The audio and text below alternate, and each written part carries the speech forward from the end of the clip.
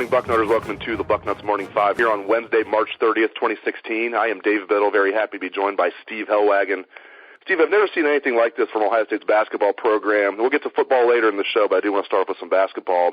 Obviously, 3 players have now announced they are transferring, all happening within the last 2 days. Daniel Giddens, Mickey Mitchell, and now A.J. Harris. I don't think Mitchell is much of a loss, but that's a topic for a different show.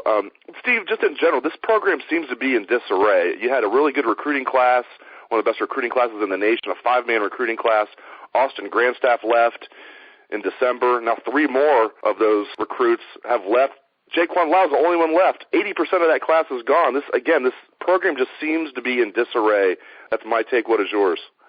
I would have to agree with you because I don't pretend to believe that Jaquan Lyle is going to be there 2 years from now. So basically they are starting over from scratch, and yeah, maybe the next 2 years are going to be okay with that nucleus of guys. But the issue is they're going to have to go out and get 4 or 5 guys this year and 4 or 5 guys next year just to get this thing replenished so that they'll have a team after that. And, it's just not a good situation to be in. And they're just kind of kicking the can down the road here as far as I can see. And it is very unfortunate. I have just a little bit of insight, I guess, into what happened and what may be going on, and it just seems to me that you had some guys who felt entitled or felt that they should have roles that they didn't necessarily earn. I mean, they didn't display the kind of output to justify having 25 minutes a game or whatever it might be that these guys were looking for. And Harris, obviously at 5'9", seems to be a little overmatched at the Big Ten level. Maybe he would fit in better at the MAC or maybe even at the Horizon level or whatever it may be. But that's the first thing there you think about with him. With Mitchell, the back and the knee injuries just completely took away whatever it was they saw in him as a sophomore in high school. To offer him so early and for him to commit, and it's been a whole rigmarole with him. 3 high schools, 2 or 3 AAU programs. It's just NCAA investigation. It's just been one thing after another with him, and he couldn't play. That was the worst part about it. Is he got to Ohio State and he'd have an 8-foot jump shot and would not take it because he couldn't make it. And then he'd take a dribble and go into the defense that couldn't elevate over anybody and couldn't score. So he couldn't play at this level. So that was another problem. Now, Giddens, again, he's a building block and a guy that portrayed that he was all in from day one. And he's a guy that one troubles me probably the most because, is he going to be an All-American at some point? No, probably not. But he is a good rim defender and was having some emerging offensive skills, hit a baseline jumper about 14 feet in one of the late season games. And he's a guy that I think eventually could have been, a pretty good player at the Big Ten level, but we'll never know. I think there were some family issues involving him that caused him to decide he's going to transfer somewhere closer to his home state of Georgia. Very unfortunate. He's the one that they're going to miss and lose the most out of this group because he's probably a 4-year player and could have been a backbone to the program, and instead has decided to cut and run. So the whole thing, very disgusting. I mean, when you stop and think about it, that the future of the program is now nil, and yet, in the short term, this upcoming season, they're going to tout the fact that they've got their top 6 scorers coming back, and that's all fine and good. But, again, it just seems like a struggle to build this program. Yeah, I'm very high on Giddens as well. I know a lot of people have kind of downplayed his departure. I know he's raw offensively, extremely raw, but he has things you just can't coach with his athletic ability and his toughness and his energy and his shot blocking ability, as you mentioned, and his rebounding ability. And I think he could get there offensively. As you mentioned, he's showing signs of a mid-range jumper, and his free throw shooting got a little better. I mean, it couldn't have gotten any worse. He looked like, Shaq looked like a great free throw shooter compared to him earlier in the year. But, yeah, I think Giddens is going to end up being a solid player at the very least. I think he'll be like an all-league player. I agree with you. He won't be an All-American probably, but definitely a guy that's going to be a very good college basketball player. I hate to see the Buckeyes lose him because they invested so much in him as far as recruiting. It's like they felt like they recruited that kid for 2 years, and it was such a big get for Thad. It felt like this is the center that was actually going to stay for at least 3 years, maybe 4 years.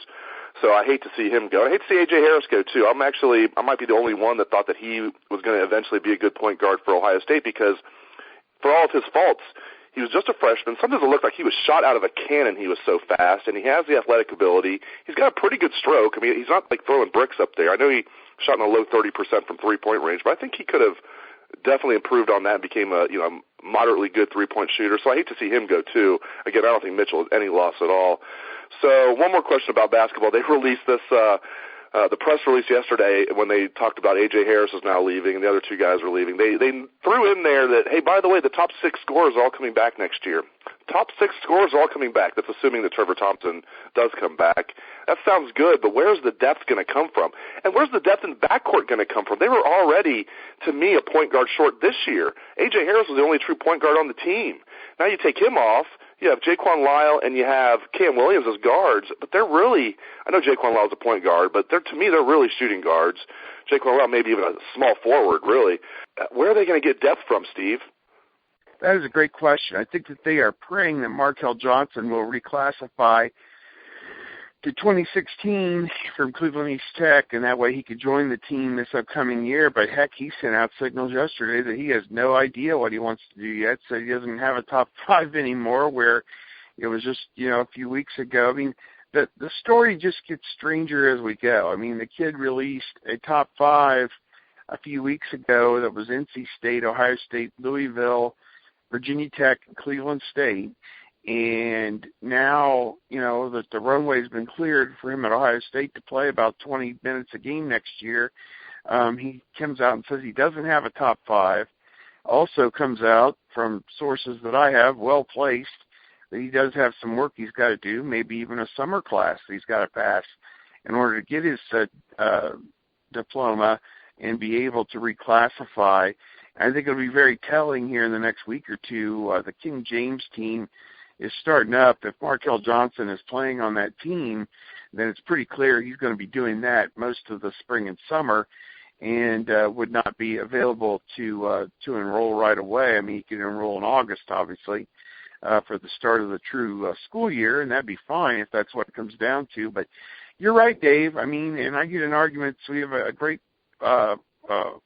poster and a friend of mine, Jeff Worth, he reacted to the column that I wrote about the state of the program, that, it's great. They're going to have 63 points coming back from this year's team, and that's all fine and good. But what we saw when Tate and Bates-Diop were injured and sick, respectively, at the end of the year, they were dead in the water because they didn't have any depth behind those guys to bring people in. And it's probably going to be the same situation again this year. I think Derek Funderburk, and Micah Potter will come in and provide some depth at 4 and 5, but they are definitely, I think they're counting on Andre Wesson coming in, but he's 6'6". I mean, is he going to handle the ball?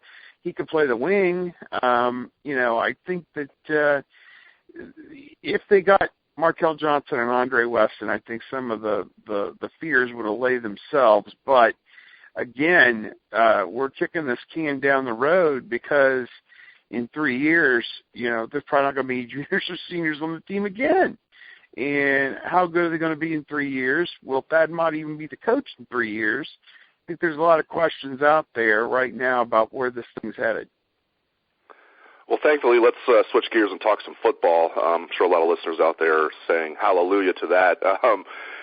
Several interesting things yesterday. Practice was open. The first half of practice was open to the media. Steve and I were both there. We talked to Urban Meyer afterward.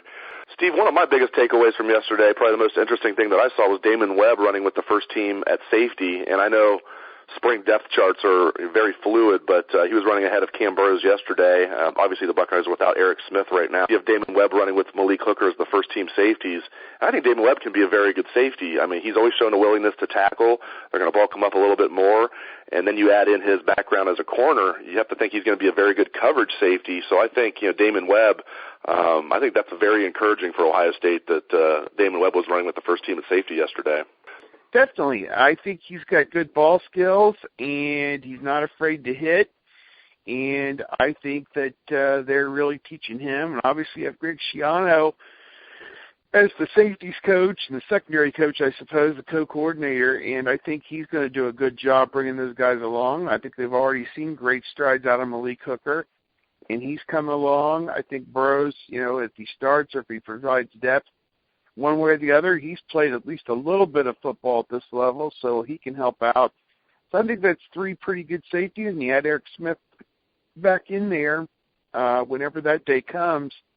When he's fully healthy again, I think that's four pretty good safeties, and it's a great situation considering the fact you lost two guys who could have been all Big Ten this year, Tyvis Powell and certainly Von Bell, an All-American last year. So they've turned a negative into a positive, in my opinion.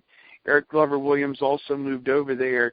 And I'm excited to see what Hooker and Smith in particular can do, and Webb as well, and I think that the youth is being served there at that position in particular, and they've got obviously, the same situation in many of these spots across the board, but I think that's two spots there at safety that I don't think they're going to have to worry a whole lot about.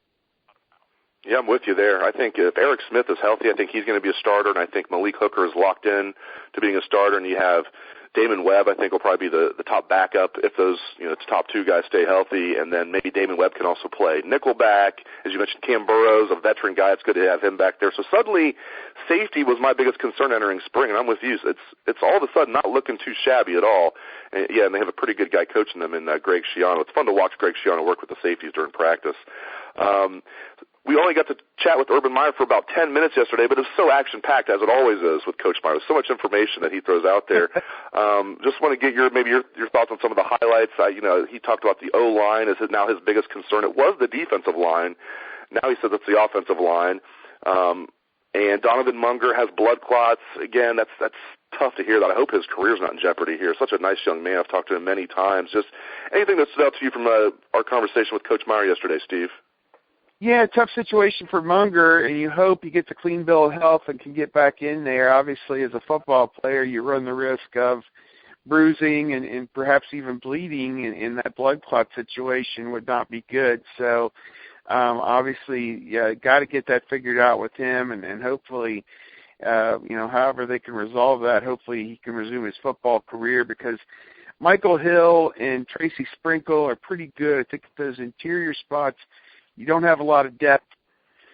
You have guys like Devon Hamilton who's coming on, it sounds like, and they moved Jayshon Cornell, as far as I could tell. He was repping inside yesterday, which is kind of weird to me because I thought he was a little undersized to play the tackle position, but perhaps his weight and his size has gone up. I think he'd only be in the 260 or 270 range, if I'm not mistaken, but he's a good athlete. He has balled up a little bit. I think Raymond Jones and both Jayshon Cornell said that he's got the official height and weight on the roster, which frustrates me. I want to see what these guys really are. But, I'm hearing Jayshon Cornell has bulked up quite a bit, so both him and Raymond Jones. Go ahead.